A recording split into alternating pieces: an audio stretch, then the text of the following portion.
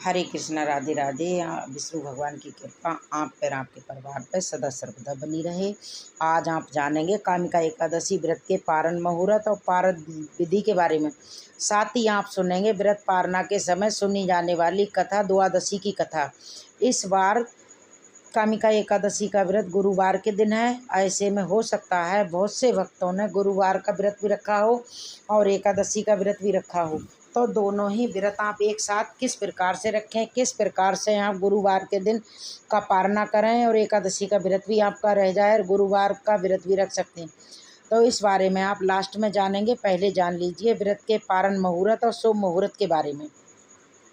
साल 2023 में 13 जुलाई गुरुवार के दिन सावन माह की कृष्ण पक्ष की कामिका एकादशी है और एकादशी का उपवास भी इसी दिन रखा जाएगा। एक दिन पहले यानी बुधवार को दशमी तिथि के नियमों का पालन किया जाएगा। एकादशी तिथि प्रारंभ होगी 12 जुलाई बुधवार की शाम 6 बज के और 13 जुलाई गुरुवार की शाम 6:25 पर एकादशी तिथि समाप्त हो जाएगी। द्वादशी तिथि प्रारंभ होगी 13 जुलाई गुरुवार की शाम 6:26 पर और समाप्त होगी 14 जुलाई शुक्रवार की शाम को 7:17 पर। द्वादशी तिथि जब भी प्रारंभ होती है उसी के साथ भी हरिवासर का समय प्रारंभ हो जाता है। हरिवासर का समय द्वादशी तिथि का पहला एक चौथाई पैर होता है। हरिवासर के समय कभी भी एकादशी का उपवास नहीं खोला जाता है। उपवास हमेशा शुभ मुहूर्त में ही खोलना चाहिए। हरिवासर का समय और सूर्योदय के बाद जो शुभ मुहूर्त प्राप्त होता है, यदि उसी समय मुहूर्त में व्रत खोला जाए तभी व्रत एकादशी के व्रत का पुण्य फल प्राप्त होता है। 14 जुलाई शुक्रवार को यानी द्वादशी तिथि के दिन सूर्योदय 5:53 और सूर्यास्त शाम 7:11।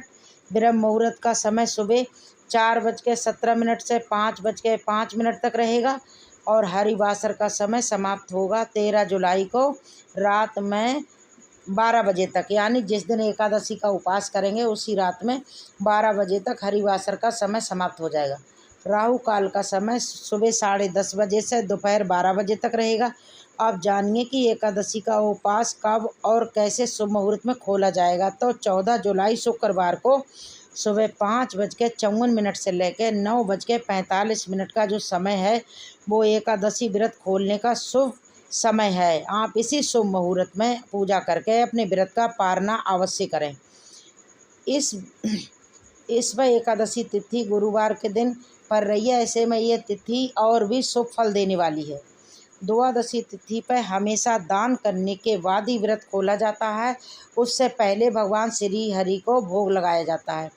भोग आप फलों का, फलों के रस का, शुद्ध सात्विक भोजन का लगा सकते हैं। साथ में यदि आपने तुलसी दल नहीं रखे तो भगवान श्री हरि इस भोग को कभी स्वीकार नहीं करते हैं। आपको भोग में तुलसी दल जरूर से रखना है। द्वादशी तिथि को तुलसी में जल भी अर्पित किया जाता है, क्योंकि एकादशी के दिन तुलसी जी में जल नहीं दिया जाता है। मान्यता है कि एकादशी के दिन तुलसी माता भी एकादशी का उपवास रखती हैं। जाहिर सी बात है, जब द्वादशी तिथि को हम सब व्रत का पारण करते हैं, व्रत खोलते हैं, जल ग्रहण करते हैं, फल या सात्विक भोजन ग्रहण करते हैं, तो आपको द्वादशी तिथि को तुलसी जी में जल अर्पित करके तुलसी जी को भोग भी लगाना जरूर है। जिन्होंने एकादशी का उपवास रखा है, अगर उनका केवल एकादशी का उपवास है तो द्वादशी तिथि को आप जल्दी उठ जाएं, स्नान आदि से निवृत्त होकर हाथ में जल या पुष्प लेकर दान देने का संकल्प भी जरूरी है। जिस तरह से आपने व्रत रखने का संकल्प लिया है उसी तरह से दान देने का संकल्प भी लिया जाता है। तो संकल्प इस प्रकार से आपको लेना है। हे श्री हरि, हे माँ लक्ष्मी, मैंने कामिका एकादशी का व्रत श्रद्धा और भक्ति भाव से किया है। इस व्रत को रखने में अगर मुझसे जाने अनजाने में कोई भी गलती हो गई तो आप मुझे उसके लिए क्षमा कर दें। आप द्वादशी के दिन मैं जिस भी वस्तु का दान करूं उसे खुशी खुशी स्वीकार कर मुझ पर और मेरे परिवार पर अपनी कृपा बनाए रखिएगा। मेरे दिया करे हुए दान को आप स्वीकार कर मेरे पितरों की आत्मा को शांति प्रदान कीजिएगा और मेरी जो भी मनोकामना है उसको भी पूर्ण कीजिएगा। फिर हाथ में जो भी जल या पुष्प आपके पास हैं वो भगवान श्री के चरणों में अर्पित कर दी जाते हैं। जल आपको थोड़ा सा ही लेना है दाहिने हाथ तिल्ली पर।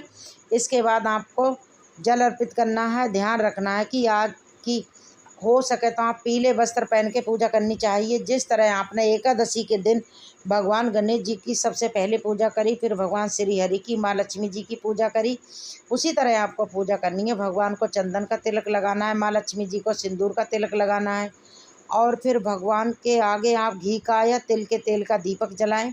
जो भी आपके पास भोग लगाने के लिए है, चाहे वो मौसमी फल हो, फलों का रस हो, पंचामृत हो, या भोजन हो। भोजन में आप क्या रख सकते हैं, जैसे कि दाल, रोटी, सब्जी, या जो भी आजकल सब्जियां चल रही हैं, आलू, तोरी, इनका भी भोग आप लगा सकते हैं। तो आप भोग लगाने से पहले तुलसी का पत्र जरूर रखें, मंदिर में पूजा करें। हो सके तो आप आज के दिन भी विष्णु सोमनाथ का पाठ करें, विष्णु चालीसा का पाठ करें। विष्णु चालीसा का पाठ करने से आप साथ ही ओम नमो भगवते वासुदेवा का पाठ भी करना है। इस मंत्र का जाप करना है। अगर आप तुलसी दल तोड़ना भूल गए हैं और आपके पास तुलसी दल है ही नहीं, तो आपके पास यदि तुलसी जी की माला है तो आप भोग में चाहे फलों के साथ कैसे ही एक तरफ रख के तुलसी की माला भी आप रख सकते हैं, तो भी भगवान भोग स्वीकार कर लेते हैं, क्योंकि भगवान श्री हरि को तुलसी जी अत्यंत प्रिय हैं।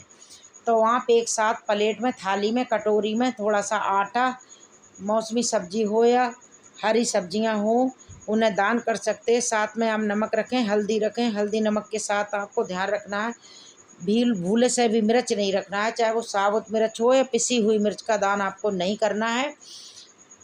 सरसों के तेल का आपको एकादशी के दिन जरूर दान करना चाहिए। तो आप काले तिल रख सकते हैं, सफ़ेद तिल का दान कर सकते हैं, और थोड़ी सी दक्षिणा, चाहे वो 11 रुपये हो, चाहे वो इतनी दक्षिणा आप रख के किसी भी को दान में दे सकते हैं, आपकी जैसे सामर्थ्य हो। चाहे आप वस्त्रों का दान कर सकते हैं, जूते चप्पल का दान कर सकते हैं, जैसा आपको अच्छा लगे कोई भी चीज़ का दान कर सकते हैं। जो भी आप खुशी खुशी करना चाहते हैं उसका दान करें। भगवान श्री हरि के चरणों में आपको दान की सामग्री ज़रूर रखनी चाहिए। इसके बाद आपको जो दान की सामग्री है, तो आपके पास अगर आसपास मंदिर है तो आप मंदिर में दे के आइए। अगर आप चाहें तो पक्का भोजन भी आप मंदिर में दे के आ सकते हैं। अगर मंदिर में जाना संभव नहीं है तो आप आसपास किसी ज़रूरतमंद के व्यक्ति को भी आप दान की सामग्री दे सकते हैं। ज़रूरी नहीं कि आप हर बार मंदिर में ही जाएं, क्योंकि कई बार लोगों के आसपास मंदिर नहीं होते, ऐसी व्यवस्था नहीं हो पाती है।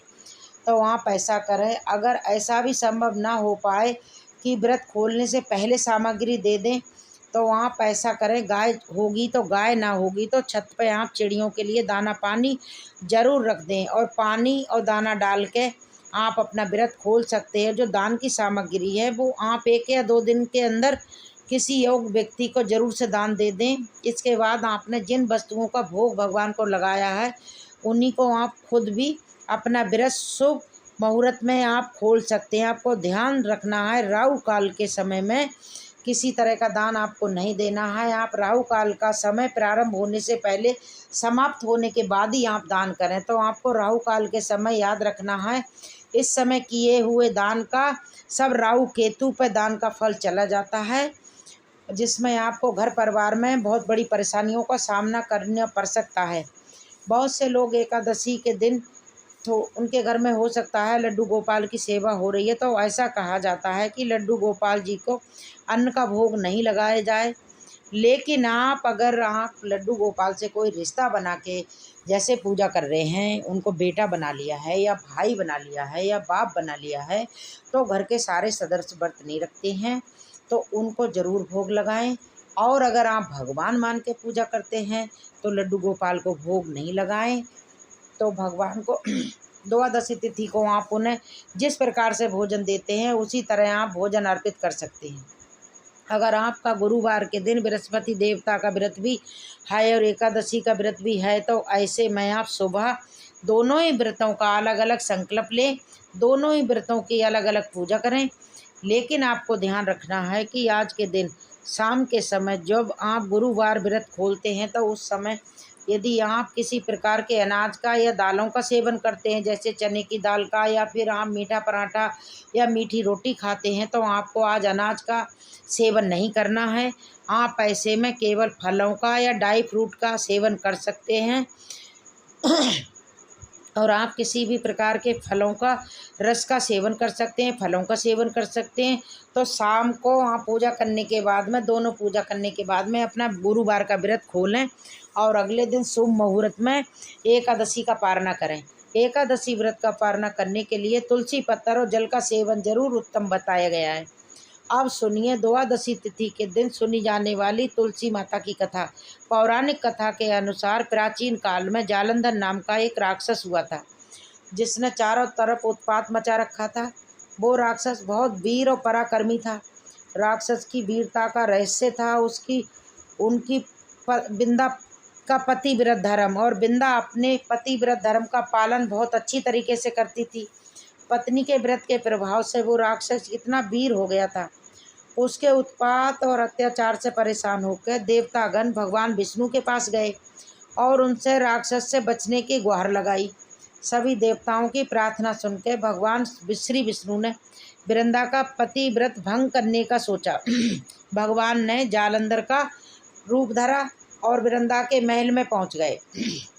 जैसे ही वृंदा की नज़र अपने पति पे गई, वो तुरंत पूजा से उठ गई और जालंधर के चरण छू लिए, तो भगवान विष्णु के चरण छू लिए।